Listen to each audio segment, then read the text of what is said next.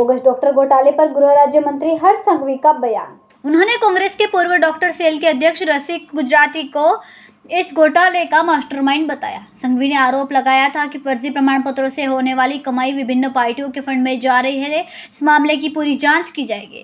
संघवी ने जैन मंदिर से मूर्ति चोरी के मामले पर भी प्रतिक्रिया दी।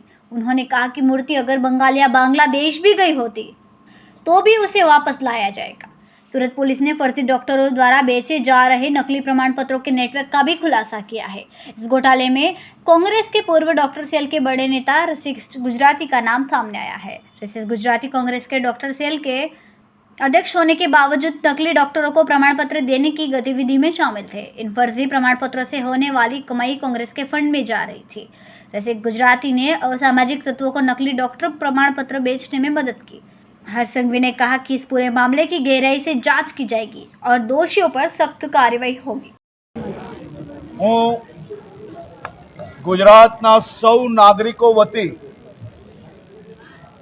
સુરત શહેર પોલીસને ખૂબ ખૂબ અભિનંદન આપું છું। સુરત શહેર પોલીસ દ્વારા પ્રોએક્ટિવલી પોલીસિંગના ભાગરૂપે 10 જેટલા ડુપ્લિકેટ ડોક્ટરોને પકડવાની છેલ્લા અનેક દિવસોથી ઇન્ફોર્મેશનના માધ્યમથી આ લોકો પર નજર બનાવીને સૌને રંગે હાથ પકડવામાં સફળતા પ્રાપ્ત કરી છે। કોંગ્રેસી નેતા રસેશ ગુજરાતી દ્વારા આ અસામાજિક તત્વોને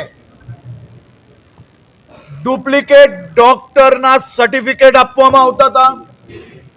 આ કોંગ્રેસી રસેશ દ્વારા આ આખું ષડયંત્ર માત્ર સુરત પૂરતું જ નહીં પરંતુ ગણતરીની રકમ લઈને આવા અસામાજિક તત્વોને ડોક્ટરનું લેબલ આપવાનું કામ આ કોંગ્રેસી રસેશ ગુજરાતી દ્વારા કરવામાં આવતું હતું।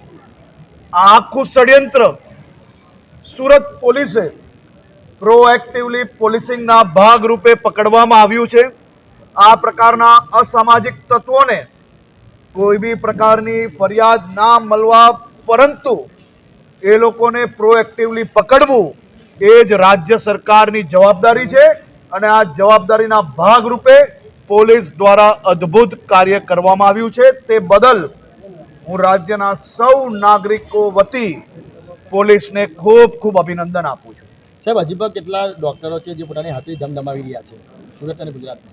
એને ડોક્ટર ના કહેવાય અને ડોક્ટર હોય તો એને પ્રેક્ટિસ કરવાનો હક હોય પરંતુ આ પ્રકારના લોકો ચારેય દિશામાં પોલીસ દ્વારા પ્રોએક્ટિવલી કામગીરી કરવામાં આવી રહી છે। આ પ્રકારની ખોટી ડિગ્રીવાળા કોઈ બી લોકો હશે તો તેને જરૂરથી પકડવામાં આવશે। તો આપ જરૂરથી ચેનલના માધ્યમથી એને પ્રકાશિત કરવા જોઈએ જેના કારણે સમાજ જીવનમાં આપ બી ખૂબ ઉપયોગી થઈ શકશો અને કોઈ માહિતી આપણી પાસે હોય તો આપ બી લોકલ પોલીસને જરૂરથી આપજો।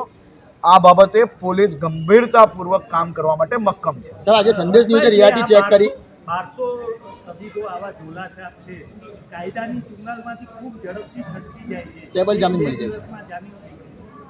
સર્વપ્રથમ તો એ લોકો તમે જેને ઝોલાઝાપ કહો છો એની પાસે જો સાચી ડિગ્રી સરકાર માન્ય ડિગ્રી જો BMS કે અલગ અલગ જે સરકારે છૂટ આપી છે પ્રેક્ટિસ માટેની એ ડિગ્રી જો સાચી હોય તો એ જરૂરથી પ્રેક્ટિસ કરી શકતા હોય। જે સરકાર માન્ય પ્રેક્ટિસની છૂટવાળા સર્ટિફિકેટવાળા ડૉક્ટરોની માત્ર હું વાત કરું છું પરંતુ એના સિવાયના કોઈ ડૉક્ટરો જો ધ્યાનમાં આવે તો જરૂરથી નજીકના પોલીસ સ્ટેશનમાં એની માહિતી લોકલ લોકોએ આપવી જોઈએ।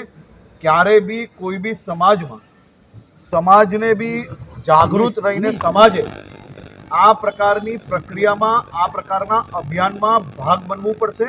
આપણે સૌએ સાથે મળીને આ પ્રકારના દૂષણખોરોને એક પછી એક જેલના હવાલે બંધ કરવા માટે આપણે સૌએ સંકલ્પ લેવો પડશે। સંવાદદાતા અશ્વના શિરસાટ, BHP ન્યૂઝ, સુરત।